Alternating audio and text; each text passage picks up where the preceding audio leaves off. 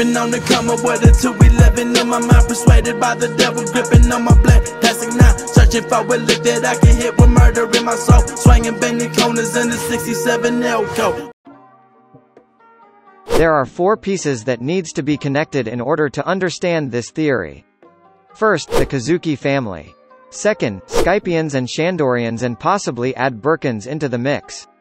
Third, Kozuki Toki. And fourth, ancient text. In my opinion, 800 to 900 years ago, when the Moon civilization descended down to Earth, they brought their literacy with them to the Blue Planet. As they need resources, what better place to ask than to the powerful ancient kingdom? I would also like to bring your attention to individuals like Pudding, who is a mixed blood. This technically means Big Mom had physical relation with a Third Eye tribe dude for her to be able to have pudding. The reason I bring this up is very crucial for this theory. This would indicate the possibility of mixed race existed at that point of time in the past as well. Assuming the ancient kingdom's ideals of everyone under the same roof, would it be far-fetched to assume the kingdom had people from all kind of races? Probably not. Thus, it would also be highly likely that seeing the abundant resources of the Blue Planet, the 3 who descended from the Moon chose to stay down. Now, here I would like to elaborate. Even if in the Annals cover story we see depiction of 3 individuals descending down to Blue Planet, it could very likely mean that the 3 depiction of individuals represented 1/100 of their civilization. I mean, how can there be a civilization of just 3 people, right? Thus, people of Moon shared their technology of advanced craftsmanship and weaponry, while the ancient kingdom provided them with basic needs and resources they needed. This would explain how one single nation living among other nations raised up to the top in terms of strength and advanced way of lifestyle. In real world we hear fiction about aliens, and in One Piece the knowledge from Moon civilization. This however would not apply for Poseidon. Poseidon clearly is a living creature in itself, so there's not point of creating it, thus the knowledge would have been there to only build Pluton and Uranus. As they chose to settle down in the ancient kingdom, relationships started to form.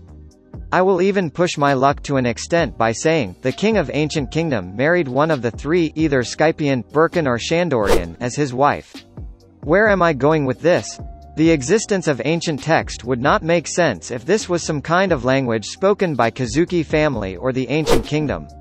However, it would make more sense if that literacy came from a tribe distinct of the humans or any other races living down below.